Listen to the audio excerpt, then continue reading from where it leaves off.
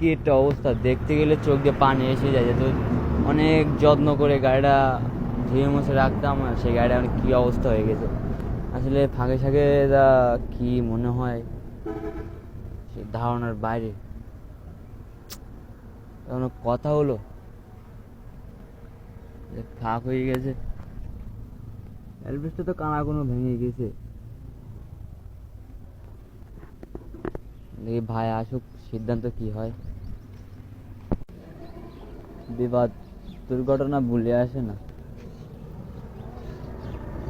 আর backlight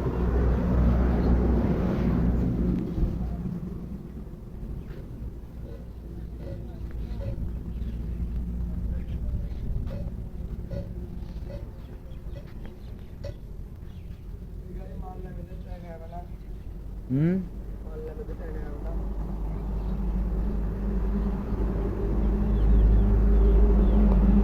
সামনে তো আবার দেখছি গেছে।